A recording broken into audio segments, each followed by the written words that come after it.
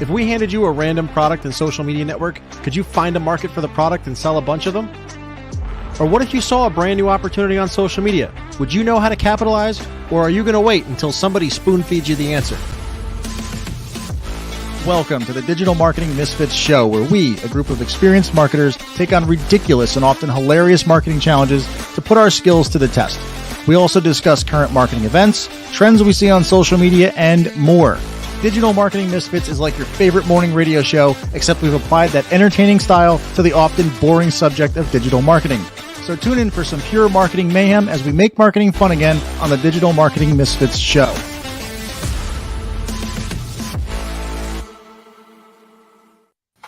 What's up, everybody? Welcome back to another amazing episode of the Digital Marketing Misfits Show. This is now episode 30.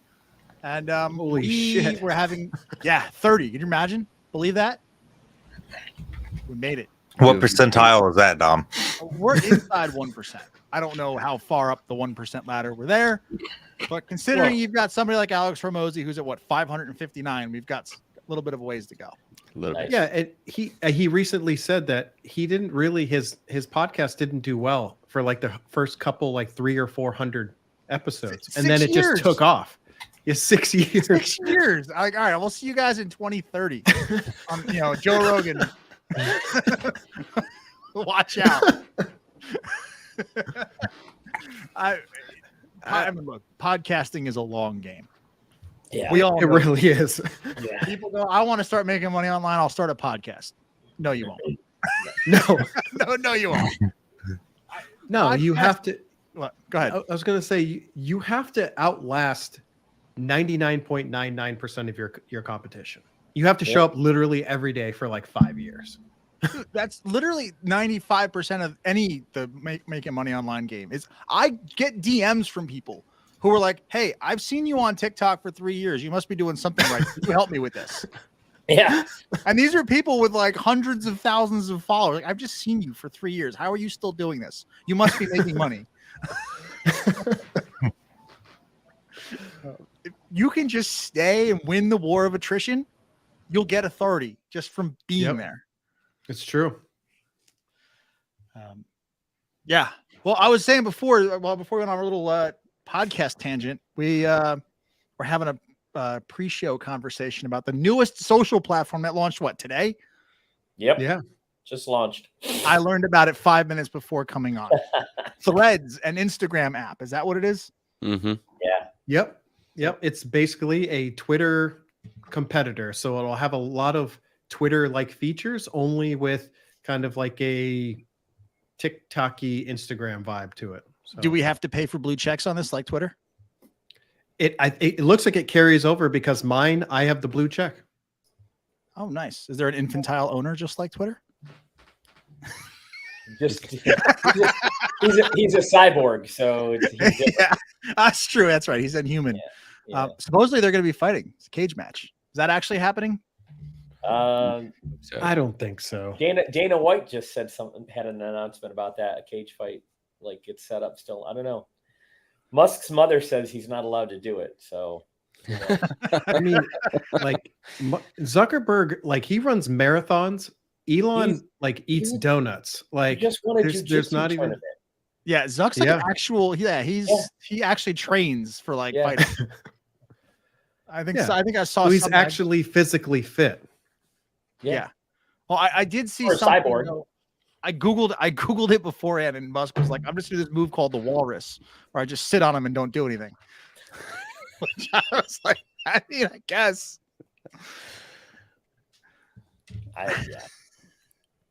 Nobody wants to see that. Everyone wants to pay for that, though, don't they? They would. I would probably pay-per-view that. We should do a watch party on the show if that happens. I mean, 100% should do a watch party. Yeah. Talk about the marketing leading up to it, because let's face it. I mean, whatever they put behind it, whatever sponsorships, whatever charity they want to donate to is going to blow up if they decide to do that. Even if one of them backs out at the end because, oh, I'm sick or whatever, all the donations, all the pay-per-view, don't worry, it's all going to charity anyways, whatever. But there's a lot of marketing that will go behind it, which would be gold for a show like this. Yeah. Absolutely. I mean, it's a spectacle event, and that is something that gets everybody talking. Yeah. And I feel like if anyone watching this wants to create the brand for themselves and launch something, you create a spectacle, and it's usually not through all kumbaya. Let's all support each other. Let's all lift somebody up. There always has to, you have to unite against the common enemy, whether that be a practice, not necessarily always a person, but there is something to be said. If you can call somebody out, that's generally how you get on the map. Because then people take sides and they start doing all the talking for you. Mm-hmm. So true. Yeah. He'll be as exciting as Mayweather Paul. So not at all. That was not a bad fight. I didn't see it. All things considering, it wasn't that bad. Mayweather should have, beat him into something, but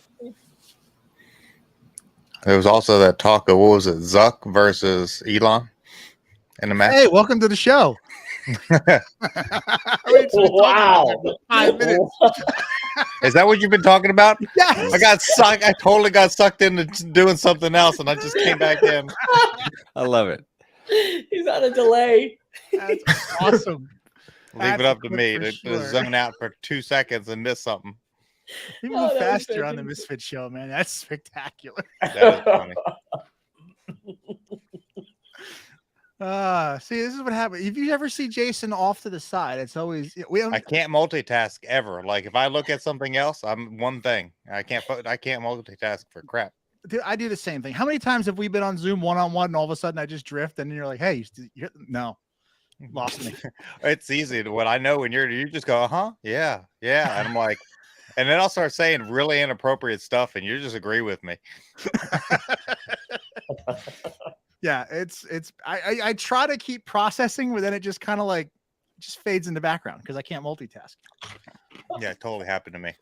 Yeah, that's what happens when you have 4 screens. Yeah. Be quiet. He's buying with intent. Leave him alone. Yeah, exactly. He's trying. Speaking of which, has anybody gotten any furniture sales so far? I was just. Oh, is that what it was? It was furniture, but again, furniture. It took me like a week and a half to get here too. Let's be real. No, nothing on Prime ships in 2 days. Honest, I wasn't here for the last one, and I kind of forgot. I have 171 clicks, but I'll go see What? if 171 clicks on my thing. I'll go see if I made any money on it. I haven't even paid any attention. That's a lot of views on your furniture. I know.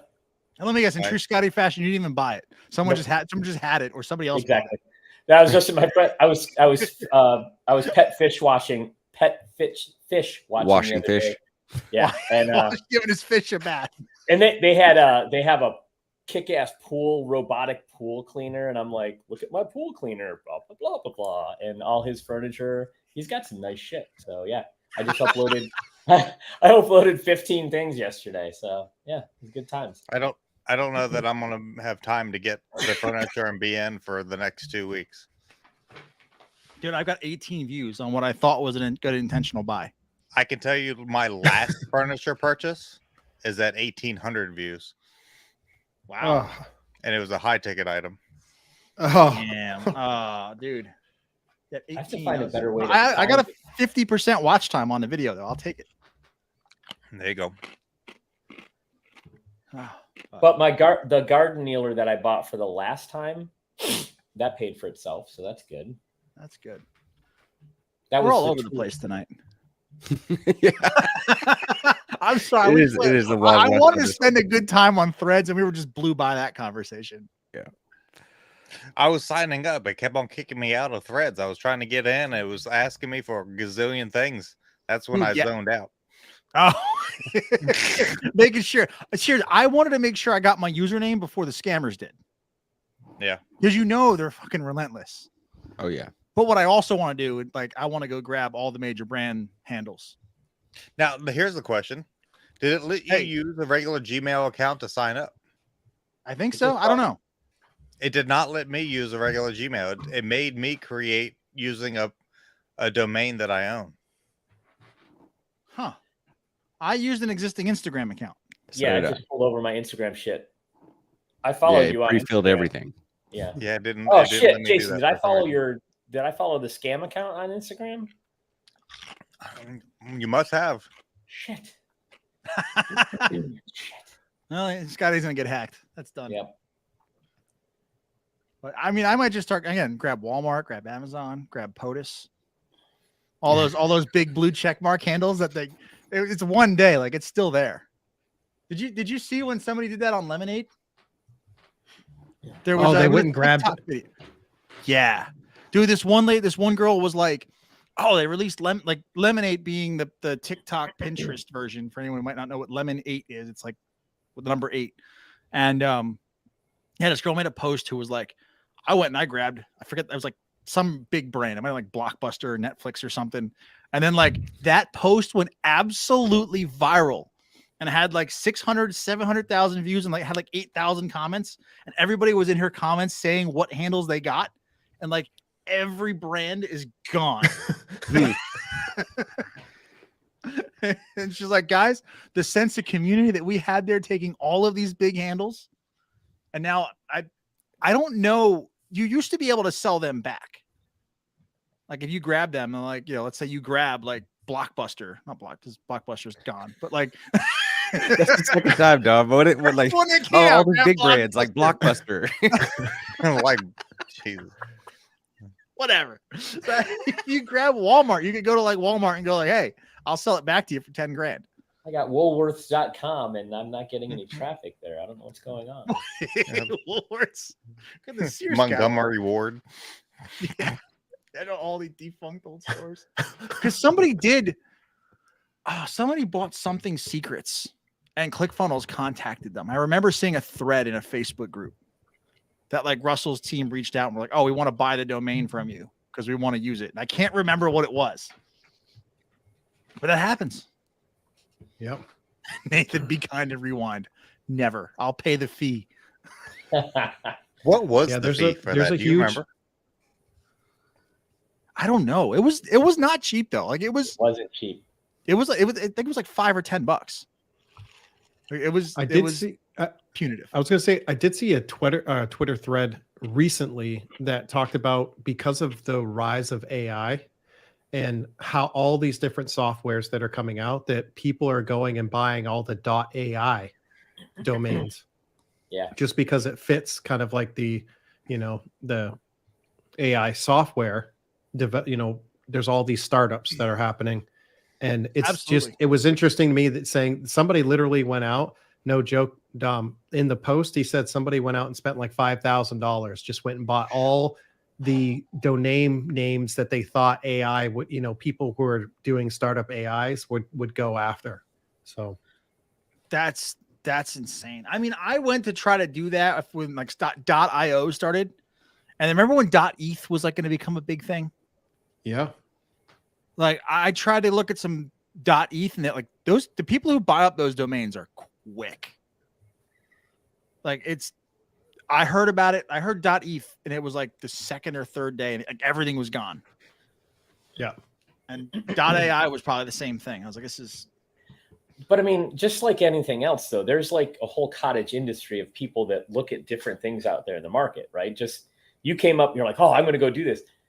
They were doing it months before you. They were like, hey, VA, this is your task for today. I'm going to have you do this, this, and this. Yeah.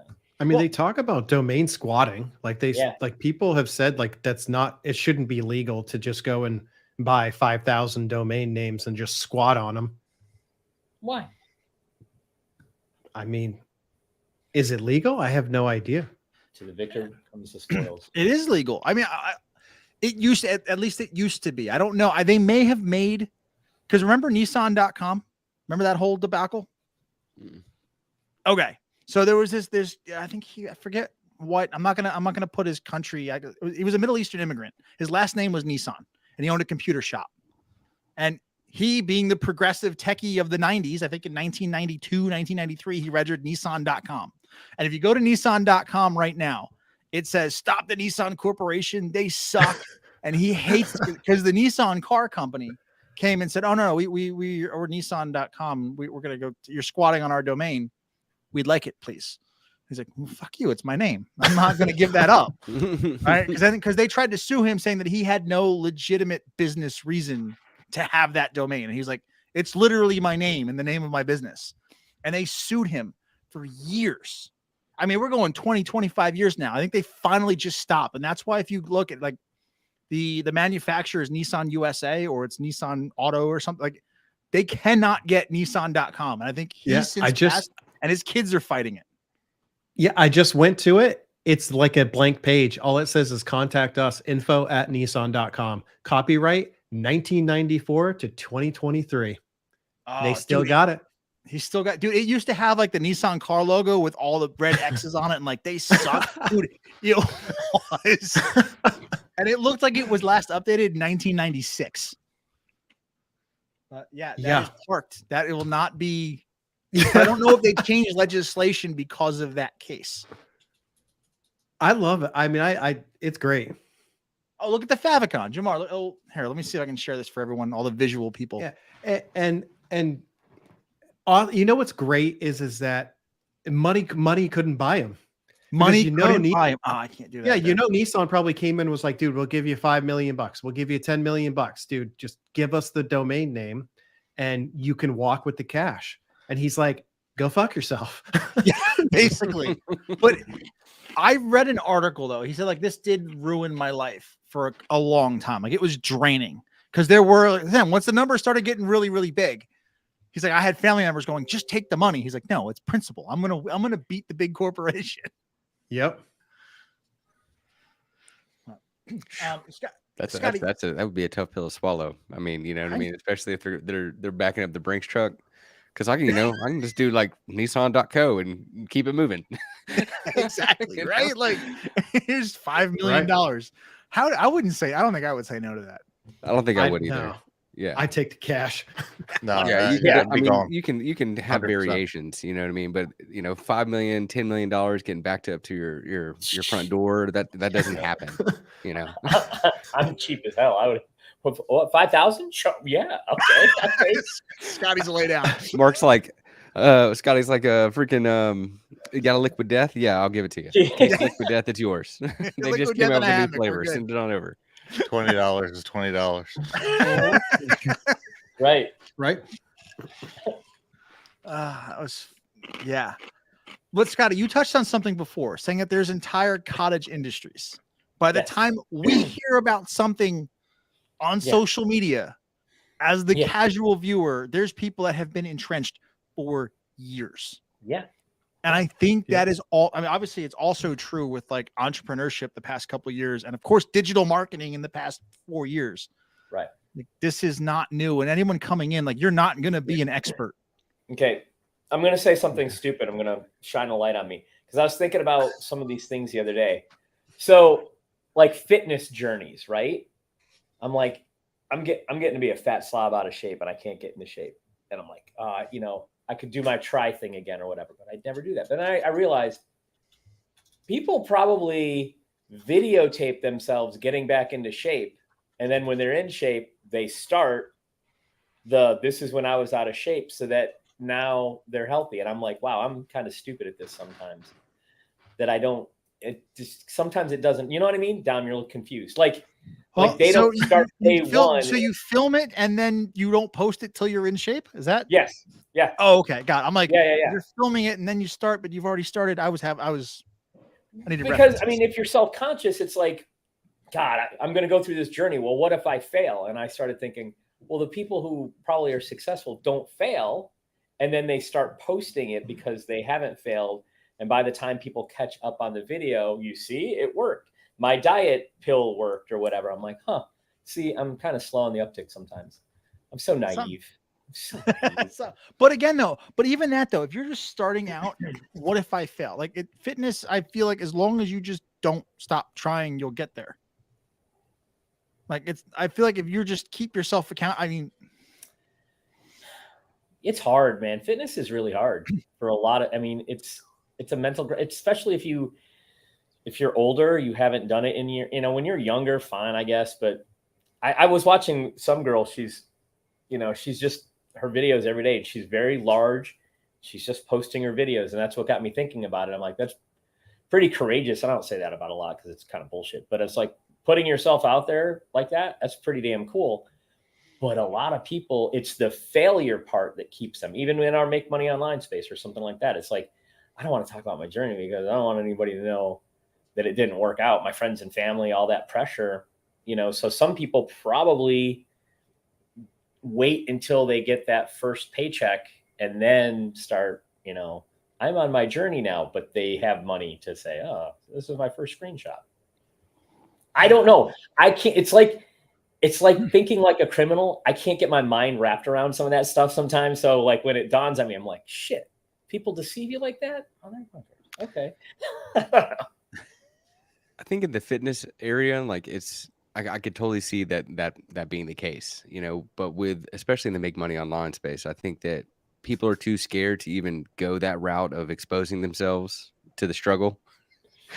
But everything that really happens is built through the struggle. It's built through the shit that you try. It didn't work out, but I'm still trying this instead. I pivoted to this. You know, shit, that didn't work. But this is what I learned. Oh, that's where the real authority and expertise is. Now, you can't really do that. You can't fake it till you make it, like you can in the make money online space, because no one really knows unless you're showing bank statements.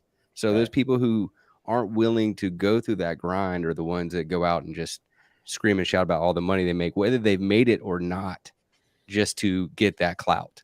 You trying to tell me all those people that are making 5,000-10,000 from Lululemon are full of shit? You know what? Somebody out there is, but all those people you see, every single one of them, they got shit in their leggings. Yeah. Well, I mean, here's the thing though. When you see a profile like that come across your page, right? And I see it every once in a while. It's authority content. This is what can happen. Did you know? I'm now teaching people this, right? It's always very authority content. I click on the page and you scroll to the bottom and it's blank. And then it's, look at all the money I'm making from the beginning. Right. And I'm like, that's no. Exactly. Either you're full of shit, which is probably the most that's probably the most likely answer, right. or it's you got banned because you were making awful content. Right. Yeah. But when I look to see if somebody got banned, usually when somebody gets banned, it's usually a 2.0 or a redo or something in the username. It's not like money with X. And just all of a sudden, authority content from post number 1. Yeah. Like if you go again, this is one thing. If you go on my TikTok and you go all the way back to the beginning, who's doing ASMR? Yeah, who's that? Is that Jason? Are you doing ASMR? No. Someone going, yeah. Yeah, I was adjusting my mic. Put your bad arm down. Yeah. Is this you? Is this you? You're like, I gotta move it over. What's the one scary movie? Let me use my strong hand. Yeah. Oh shit. Oh.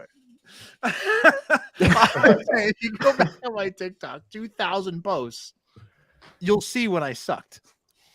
Nothing was lit right. You could barely hear me, and I was making no money. That was the one spot where it was, I was new to the whole online thing. So it's, I don't know, be vulnerable. That's where you get the authority. And I listened to a podcast. If anyone wants, like, I think it's like 20 or 25 minutes long. I was a Russell Brunson Marketing Secrets. The title of the episode was called Entrepreneurial Scars. I think he's posted it 2 or 3 times. It's just so darn good. And he talks about, there was a coach that he worked with, and this guy would only work with you if you failed at least once. And this guy called it cycling. It's like, you build a business, you have the ascent, you drink the Kool-Aid, you think, oh, I'm the greatest person on earth. You can't tell me nothing. I have it figured out. I'm the shit. And then it fails. It sinks. He's like, this coach would not work with somebody unless they failed. He's like, because I will not work with somebody who's on their first cycle because they think they know it all. They drank the Kool-Aid. No one can tell them nothing. He's like, but once you get humbled and once you fail, he's like, then now that scar, 1, humbles you. And then 2, like, now you have like battle scars. It's just listen to the episode. It's awesome. It like spoke to me because I came across my page as I was closing up shop with the rental business. Okay. I agree with you, but here's where my bias rolls in with Russell Brunson.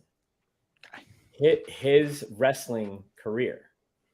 So yes, failed at marketing at first and all that stuff before Potato Gun, but you got to have a lot of shit. You've got to have tenacity to do what he did. So that kind of person, to me, he's still a different breed of person. He wasn't going to fail at this because he was already you know what I mean? Yes. Oh, There's 100% very few like real rags to riches. When I look at somebody like that, I'm like, well, shit, you did hard shit. So your failing is different than my failing, is the way I look at it, you know, kind of. But I still all credit. It's like, okay, yeah, but seriously, Russell, you're kind of a badass before you started. True. But I mean, the cycle was huge though. Like his failing was call center, 60 people closing deals every single day. All of a sudden payment processor freezes them, goes to 0 overnight. Right. Yeah. Okay. Fire everybody. And I got literally 0 and people won't process payments. Like that's a massive cycle. But that's a mental, he's already got the mental facilities because of wrestling. Scotty, you were special forces. You've got the mental shit too. Yeah. Special operations. I'm sorry. Tomato, right? Well, not really, because that's actually those guys train the trainers. Okay, let's keep it. You're in special operations. Like, come on, you did hard shit too before this, like actual hard shit. Well, anyway, that's a little bit more mental fortitude than wrestling. I'm just going to throw that out there. I don't know much about the special ops, but I can say it's probably a little more hardcore than wrestling on a mat with another dude in a singlet. You put it like that. Well, we did that too. I mean, what? What happened in Bangkok stays in Bangkok, okay? Yeah, it does. Yeah. Beat me to it. I was just looking at those pictures too, because one of my buddies retired, and I'm like, remember this? He's like, anyway, sorry. This is why Reagan, we miss you. You keep all of this in check. Yeah. This is the time where she just goes, fuck. This is why I hang out with, This is where she usually comes in and centers it. I love how she mansplained to me today. That put me in check. That was pretty cool. That was good. Yeah, it was. What's a cool topic that came across your page? Drop in the comments. What's something you came through? That's all we had? Came across your page. I literally had threads. That's all I had tonight. That was it. Jason created a whole chat for us that says podcast topics. And nobody posted anything. Reagan posted one thing about threads. Not true. All right, we'll bring it up. Got a Coke ad. I mean, I've been noticing. All right, there's something I posted earlier. I'm noticing a lot of creators are stepping out of their niches. And you can fight me. It's niche. It's not niche. But seeing people step out of their niches and being more personal in their content. Did anyone else notice that? Yes. It's called intimacy marketing. What? That's the new buzzword. We're not talking about Bangkok anymore. I know. One night in Bangkok, intimacy marketing. Yes. Anyway, yeah. Yeah, it's the new buzzword. It's intimacy marketing. And expound on that. It was thing. I'd have to go back a few threads. I told you I'm getting my onset Alzheimer's. It's what it says. It's intimacy marketing, where you're just going to become more relatable and intimate with your audience and growing it that way. And the platforms are going to go from the marketing that we see now, and it's going to almost, I don't know. They explained it a certain way. It's just you're going to have a more intimate way of marketing to your audience. I guess this is the best way I can explain it. Got it. Because I saw the one where the wood chopper guy, Thorin Bradley, he did a knitting post, and I was like, the hell? And it was someone's like, oh, watch this guy, dude, like knit a sweater or something because my wife's on this app. He's like, all right, grab his threading needles, and he started knitting. And there was something else. Someone was like completely out of left field, and they're all comment replies. Oh, well, what?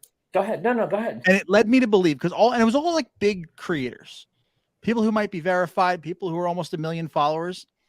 I wonder and they all have TikTok community managers, which I learned a couple months ago, is that they all have a rep from TikTok who's like, this is what we think going forward. Do you think that they were all coached to push that type of content and to start doing that? Yes and no. And think about how, you can't fake some of that shit, right? Because the knitting crew is going to know you're full of shit. You're just trying to tap into whatever is there.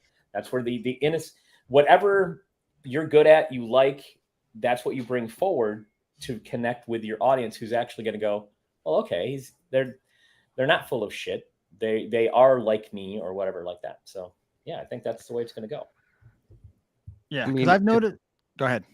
I was going to say, at the end of the day, like, you know, we can call it intimacy marketing or whatever you want to call it. But at the end of the day, I think it's more people are understanding that the real longevity is more along the lines of people like Gary Vee, who talk about whatever the fuck they want to talk about for the long term and build a brand around who they are. So homeboy who likes to chop wood and all the ladies love to duet him, Thirst Trap City.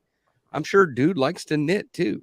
Yeah. You know, people don't want to be stuck in this little bubble for life, you know. And I think more people are realizing that, especially the big creators, because growth in 2023 versus, like, let's say 2020, when it was like really crazy, even the big creators aren't getting the traction they were before. They have to expand, they have to evolve, they have to share more about who they are, both from a vulnerability side and the other interests that, you know, make up who they are. That's interesting. Jason talks about this a lot when we're doing like Pad Your Pockets and things like that. And it's always a struggle for me, and it might be for some other people. I don't know, Jason, if you even want to jump in on this, but it's like telling people to talk about what you're passionate about. You know, what could you talk about passionately for a long time? Because you're going to be stuck doing this for a long time.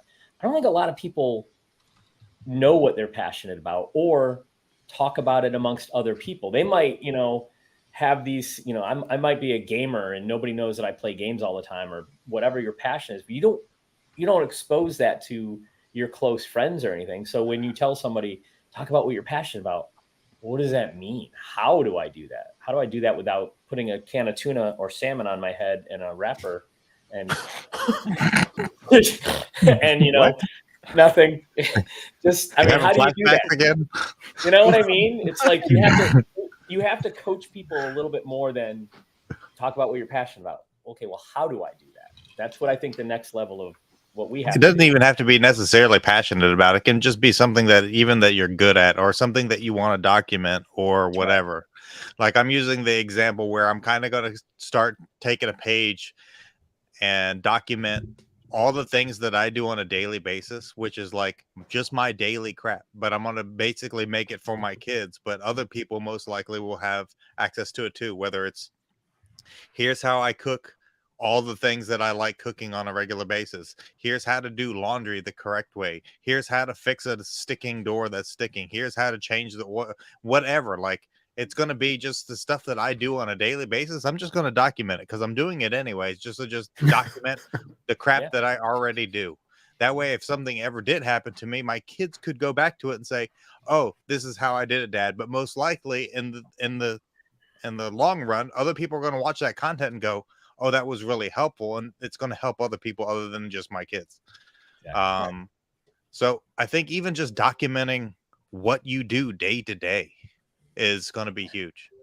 Like, the other day, when I used to grow up in the summertime at my mother's house in California, and I spent most of my time at this one coffee shop, and they made the best coffee, and I was never able to recreate it. Well, I spent the last couple months trying to recreate my favorite coffee of all time from when I was a kid, and I finally was able to do it.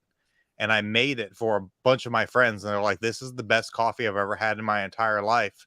So I could make probably 10 to 20 pieces of content just based upon me trying to recreate a coffee that I love from my childhood. And now I'm going to go with you step by step on how to make it.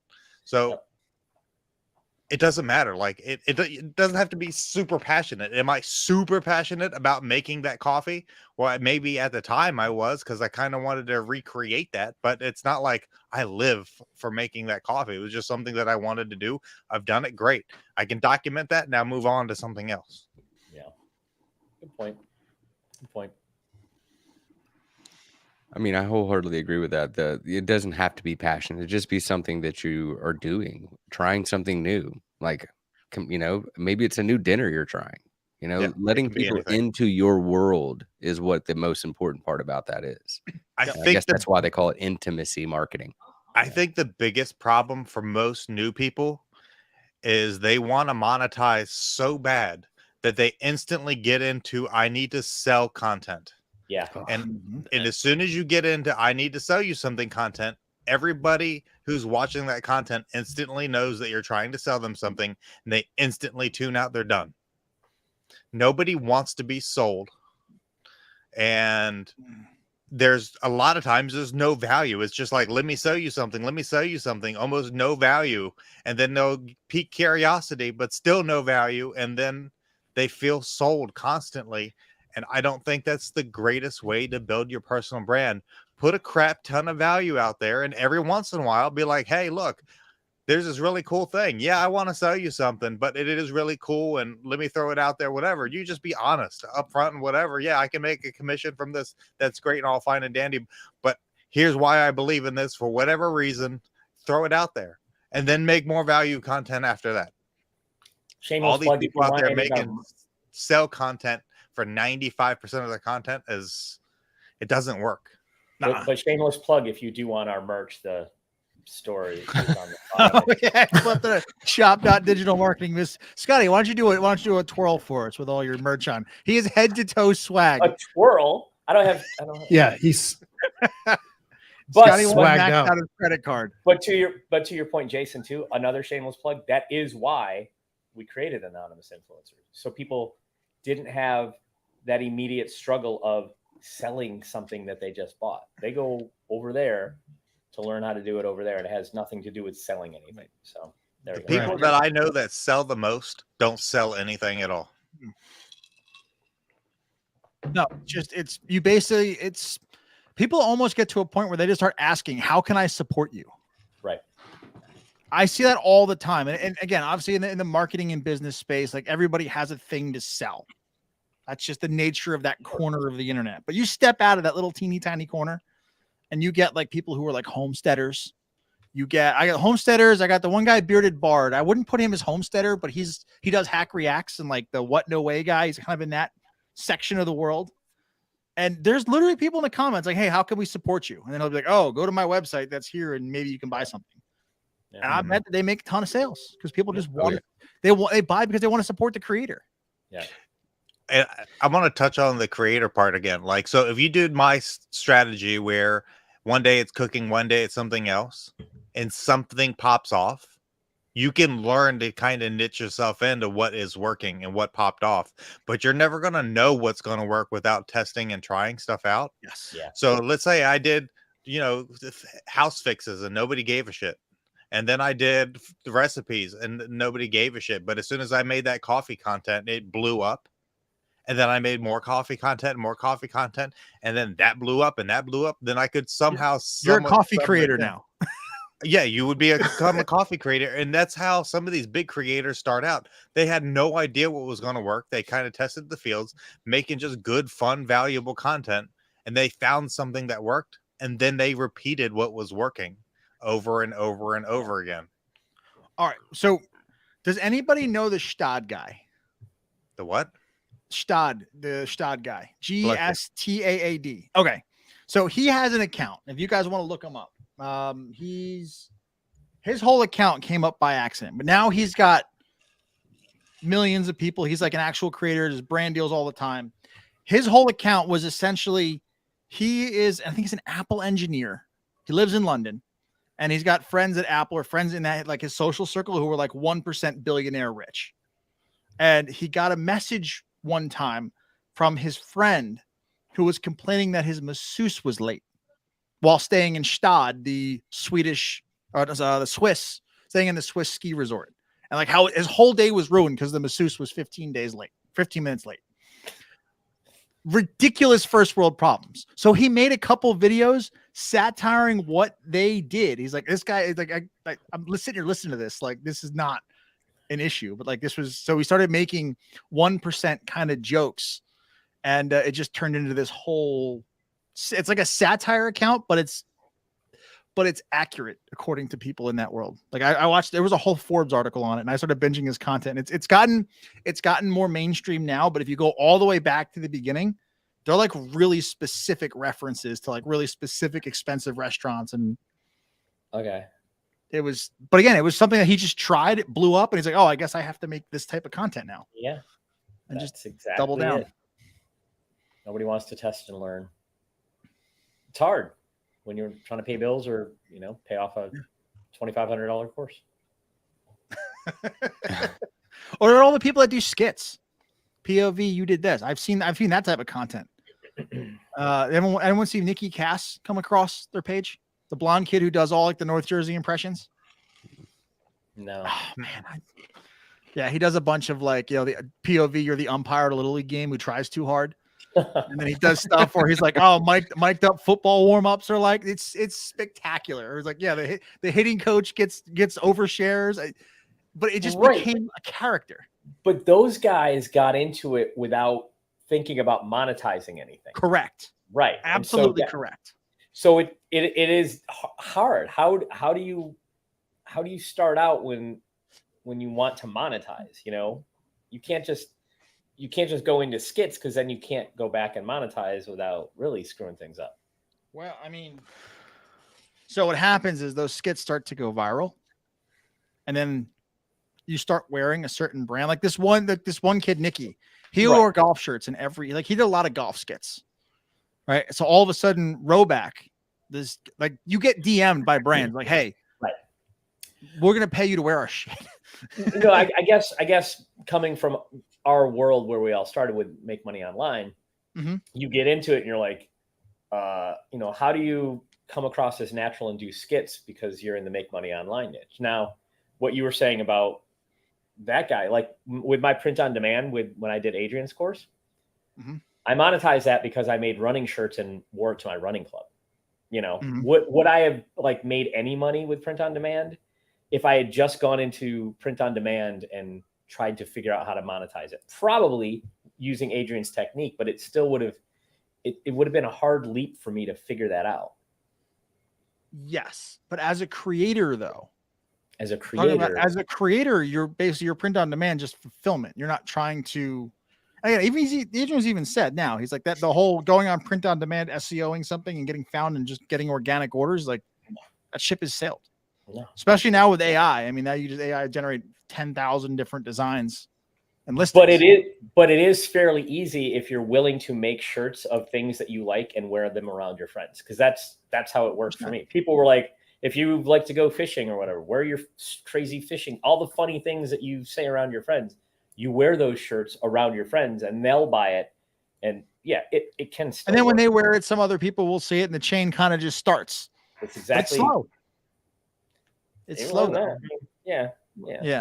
I think that's the key right there. And to kind of like try to reel in Mark's question there, like the reality is anybody's getting online if you're just starting out, you've never created content, but you want to monetize, like buckle up for the next 6 to 12 months. Yes. Like walk into it. Like, I'm not going to make anything. Now there is anonymous influencer, I'll give you that that is going to be a much quicker path to monetizing super fast. But even then, it's still going to be a couple months, potential wait before you start to see any type of income actually hitting your bank account. So you need to be prepared and have a long-term vision. It's not about getting paid on Friday or every 2 weeks. It's about creating something that you enjoy doing and creating your own version of success using something you enjoy doing, whether it's rock climbing, coffee making, print on demand, fucking running, whatever it is, and nowadays, like, it's the world's your fucking oyster. You just got to be prepared to shuck it, and it might take a little bit longer than you expect it to. You don't always have a shucking knife handy. Right. You're gonna have to learn how to shuck it too, and how to find it. That's so great. That's great. Yeah. It's, again, start with getting in. I want to make money online, so let me go teach people how to make money online. It's not, no. You'll never start. Now, again, my account started as let's teach somebody how to make money online, but it was, let me teach you from what I'm going to try and what my results are. That was my difference when I started my let me teach people marketing account. And keep in mind, I had been marketing and selling for 6 years before I ever posted a TikTok. So I didn't come into it as absolutely knowing nothing. This is a whole new world. This was like, I'd been selling cars since 2011 hop on and 2018, that's 7 years. So yeah, so I had 7 years of sales and marketing expertise to draw on. But I never done anything online. So I was like, hey, let me just try this. I know this works over here. Let me try it. Oh, that failed. Okay, let's try something else. Oh, hey, cool. It works. I make money. This works. So it was a different of like, you're not just coming on saying, hey, did you know that Sephora can pay you $10,000 a month? Test video games for $36 an hour. Yeah. Like, I'll admit, I made some shit like that, some content like that back in 2020 when nobody knew any better. Right. But there's no excuse to make that in 2023. Yeah. I actually saw a video the other day. Somebody was talking about there's a de-influencer movement where the people are like, oh, everybody's exposing what it really takes and being like more upfront and honest and kind of calling out the bullshit. I'm like, no, that's just called transparent marketing. I've been doing that since 2020. Right. You know what I mean? Before it was cool. Shit ain't new. You're just now catching up to the rest of everybody else who's sick of that bullshit. No gatekeeping. Yeah. Yeah. That's but another trend. Make sure you click my link because otherwise I'm just going to spout off random shit for 3 minutes and you're going to be confused as shit by the time you end. You know. Yeah. Anyways, I digress.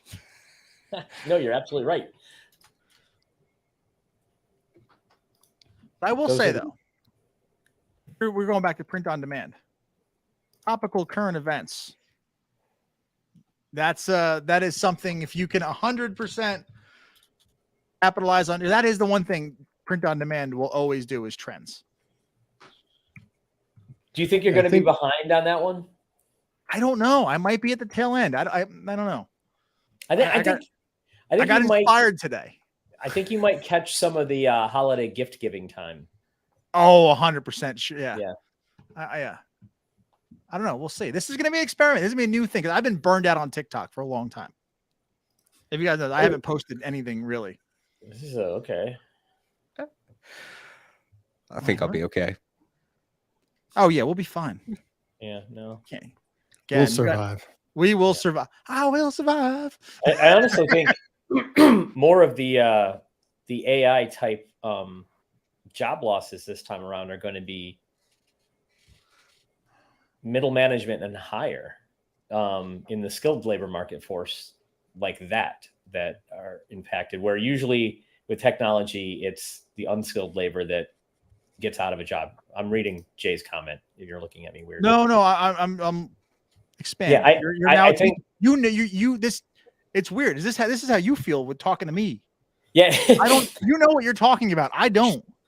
No, I just feel this time around, it's the people with a higher skill set and higher educated and stuff. AI can replicate what they've been able to get away with nobody really. What do? I walk around with a clipboard and I look like I'm important all day, and I shuffle numbers around, and the person below me doesn't know exactly what I'm doing, and my boss can't read a spreadsheet. Those guys aren't going to be needed as much, and they're going to feel the pinch, I think, a little bit more. It's not like the days of the horseshoe or the horse and carriage getting rid of by the or whatever, the blacksmith getting eliminated, or the guy who lit the street lamps. Oh, the lamplighters. The lamplighter. Yeah, it's not the lamplighters and electricity. No. Those guys, the plumbers, the labor force, they're going to be okay because AI can't do shit. They can't crawl under a house and plumb a house. So I think you're going to see a shift differently this time. It's going to be pretty fun. What you are saying is all the data entry jobs. And then the people, all the average Redditors who were like, I automated my whole work and I don't do anything. Right. Well, data out for 2 years. Data entry, yes. But I'm talking which would always go out, right? The women doing the telephone operator service, right? They got eliminated first. I'm talking about upper management this time who would tell the people how to do the Excel spreadsheet and the pivot tables and stuff. They were the more of the brains. Their brain is going to be taken over by AI. They're not going to be needed to think about those things anymore. And they're not going to be needed. My thoughts. We'll revisit this on episode 60 and we'll see if you're right. Yeah, hope so. If we can remember we said this. I forgot already. I'm sure I say a lot of things on these episodes. Oh, come back if you're coming back to binge. So yeah, if you're watching episode 60, you're coming back to binge episode 30. Let us know if Scotty was right. We'll see. All right. Yeah. Also, we should open this up to the audience too. Should we start bringing on guests? because we are gonna have our first guest. No, second, because we forgot about Tom. And Spencer, kind of. Spencer came on this show on Wednesday. Oh no, right? No, he was on. Yeah, we've had two. Who else? We had Tom. Who was our second? I'm sorry if I forgot. Was it just you. Tom? It was just Tom on episode 5. Tom who? Tom who? Fud. Formerly a FUD. Dude. I forgot. Thomas, we're sorry about Scotty. Can we start promoting our guest that's coming on August 2nd? Yeah, go ahead, Scotty. Since you are the closest to him, I'll let you promo him. Actually, I am not. Thaddeus Levin is much closer to him than I am because I am not in the inner circle. But yeah, Jacob Karras has agreed to be on our podcast on August 2nd. So that's going to be pretty exciting. Stay tuned for that. You're gonna listen to the mind of a really smart guy in this industry. He's made a name for himself on many levels with coaching, consulting. He came in with a completely different tactic than a lot of people were using at the time, and he has never really shied away from that. That's really unique about him. He has pretty much stayed how he's doing it, and he's thrived. And he's a really smart guy. He's funny. Hope we can bring him up. Bust him open a little bit. Takes a little while because he doesn't know us. And he's got a cool accent too. Huh? He's got a cool accent too. Yes, he does. Yes, he does. It's Australian. Just warm him up for us, Thad. Just when you're in the inner circle with him, just be like, hey, these guys, One thing I've learned about Jacob is once you start asking him questions, it'll open him up. Like you said, he's an extremely smart person. Long history in the financial world. Doing multi-million-dollar deals in New York. But he's grinded before short form video existed, like blog writing on subway trains for years until he actually saw his business blow up. So you want to talk about that long-term mindset? That's who's got it. You know what I mean? Of all the people I've ever really worked around, like that dude is like, nope, I know my content. He doesn't sell like everybody else does on social media, but still fucking sells millions of dollars a year. So yeah. Food for thought. One of my questions, not to give away the bank, but I'm going to ask him about the Northstar that he talks about, because it's really, when you hear guys talk about certain things that keep you grounded or not getting shiny object or however it does it, it's got a really excellent, great way of looking at your why and your Northstar. So it's going to be really good, really fun to have him on. You've even said that to me too. Like Dom needs a North Star because I go often. Yeah. 100 different. I keep going, but I am all over the place. Well, I've said this to you. Excuse me. I've said this about you before. You've even. Yeah, I know. I muted it and coughed. It was the mute, and then unmute, and then the cough. You are more like the guy you listen to in the car. Russell Brunson talks about this, how he kept churning until I'm not sure who it was, but it's like, look, man, and you don't introduce new products all the time, but when you're done because you've put so much effort into the build, you're like, okay, you're like Thanos. Now it's time to rest. But then you're looking for the next thing you can, add to it to make it even better. Whereas sometimes you got to say, okay, we've got this really great, which I think you did a really good job this time. You identified a lot of good things we already had going with AI, and you put some component pieces in there that are congruent with what we are already doing to help our audience. So that's all. That's all I know about Northstar. Yeah. I've definitely noticed, like, I don't know if it was a Hormozy podcast or it was Beyond a Million. Everybody who is on this journey of entrepreneurship should become a podcast junkie and just listen to them. Like, don't even listen to music in the car anymore. Just listen to podcasts. And I have a list of just hundreds that I could recommend. But one of them was talking about, it might have been an Alex Hormozy one, where he was talking about there's product entrepreneurs, there's marketing entrepreneurs, and then there's implementation entrepreneurs. And I've found out that I've really started to cast in the past like 6 to 12 months. I've become a product person, less of a marketer and more of a, because I feel like I'm always being like, oh, we should add this product, we should add this, we should add that. Like, right. and I really haven't been the dancing monkey selling it as much, even though I kind of am, but at the same time, I don't know. Right. But Well, having a really, really good product is definitely, makes you unassailable, basically. Yeah. Like, nobody can come at you if you have a good product. Right. Exactly. One thing I will say that I highly respect about Jacob Cares, and I am looking forward to when he comes on the show because he's got tons of experience, like you guys said, is the fact that he operates at a really high level and makes a lot of fucking money doing it, but he doesn't have a huge team. Right. And I love that the fact that like he's able to execute at a really high level. And maybe he has like a VA to like cut some of his YouTube videos and thumbnails and stuff like that. But I'm talking about just business, how he runs his business it's so lean. It's so attractive to me because I don't want to have a team of 25, 35 people. I want to run a business with just me and a small, really very small group of people and still do 7 figures. Right. Right. So it's His like team's like 5 people, super isn't it? lean. His team is very small. From the outside looking in, his team looks, it's one person. I mean, It's him. Him or him and one other person? It's him. It's just him, and he uses a VA service. That's it. Yeah. I was gonna say, so he has is it him and one person.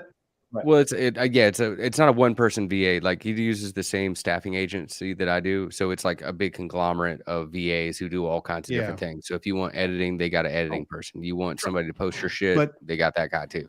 Drop us some but plugs, the ability for Brad. him, but What's the that? ability, Oh. but the ability for him to generate 7 figures with just by himself, right? Yeah. That is the attractive piece to me because he's optimized and leveraged so much of like systemization. His processes and systems have allowed him to work the least and make the most amount of money on an annual basis, right? Where he can predictably know, okay, in 2024, I'm going to at least do X amount of money, right? And so to him, that's like the whole leverage between like time freedom and like what he likes to do. Like he loves doing his thing and he's really, really good at it, but he also makes a lot of fucking money doing it. Right. And he doesn't have to sacrifice, 12-hour days to get it. And I think that to me is probably something that I'm going to ask him questions on when he comes on as to how did he get to the point where he can optimize his time that much and still be able to get a high return. So That what I was going to say before is what's that agency that you use? The It's VA? Smart Virtual Staff. Okay, and they're basically like they've put together a bunch they've got of VAs. Yeah, it's like a whole like conglomerate, and so he works with the project manager, and then that project manager divvies out whatever he's got to do. So if it's like I'm going to make a YouTube video, I'm going to split that up into TikToks. I'm going to strip the audio, make that a blog post or an email or a LinkedIn or whatever. Oh, I'm going to strip the audio, make that a listenable podcast. So he's without like giving away everything, because I get really excited because it is so fucking sexy. It like is how lean it is. And that's what I love about it most. It's the leanness. Just how lean it is. Yeah. It's beautiful the way it is because it's all leveraged around pillar content that can be easily repurposed and simplification. Like there's nothing sexy. You see his website or a checkout page, you see his assets. There's no glitzy, glamorous graphics. It's like the old school. You remember that old school like name brand? It would just be a black or like a white box and it just said rice in black letters back in the day at grocery stores. That's the equivalency of his branding as far as that goes. It's just so fucking sexy. Yeah. And then he can repurpose to whatever new thing comes out. That doesn't matter. He doesn't have to get used to those things because like Thad said, it can be chopped up because of the way he produces his content. It can then be, okay, put it over there on LinkedIn for me or Twitter or whatever newest thing comes out. He doesn't have to think about it. Yeah. I mean, he does because he does think about it, but yeah. And I'm really excited because I think the biggest thing, and we talked about it a little bit tonight, and Jason shared a lot about the perspective when it comes to content and personal branding, but I think that's one of the biggest eye openers is that approach. because he's simplified it to where it's not these big conglomerate like I value posts. It's like, yo, this is what I did today. This is how I helped a client. This is where I closed a deal on my new couch. You know, whatever. It's just everything feeds itself, and it really is a beautiful system. Yeah, it'll be fun. That's awesome. So yeah, show up, not next episode, but the episode afterwards. Were we supposed to spin a wheel today? I don't know. I don't think so. Oh, we were talking about, did you like get any views on your furniture yet? Mine took a week and a half to show up. So let's let it run for another week. I haven't even ordered anything. Well, this is the 2-week mark, right? Yeah. I missed the last one when y'all told me it was furniture. Okay, so this is the 2 week. I don't know. We don't know what we're doing yet. There's still 30 episodes in. We don't know what we This is now the 2 week mark. We're gonna let this run another 2 weeks. Although, yeah, if you order now, you might get it in time. I don't know. So I'll be honest with y'all. I took a different route. I did go to furniture category, but it wasn't a direct piece of furniture, but it was a furniture accessory. I hope that still counts. And if that's the case, I've already gotten sales. I have gotten a couple of returns though, so that's a scary thought. Hopefully it pans out like the rest of these intentional purchases have been. They usually pay for themselves in about a month. Huh? I said they usually do pan out, but they sometimes take a little while. Yeah. I think everything that I've went out and bought from our spinning the wheel has all paid for itself and then some by this time. Yeah. My ADHD brain has been looking at stuff because that's how I work. 100%. And I found a product that has over 2,355 daily sales, and there's zero competition. Jesus. Is it furniture? No, but 2,000 pieces of furniture. Can you imagine? I mean, it's seasonal. It is seasonal, but that's okay. I'll break even in a day. So I mean, yeah, it does not matter. I'm good. Yeah. And on that note, we'll see you in a bit. Guys, we really need an outro. Hey, thanks for listening. If you like this episode, please leave us a review, or better yet, take a screenshot on your phone, post it to social media, and tag us, Digital Marketing Misfits, or just use the hashtag Digital Marketing Misfits. And for extra bonus content,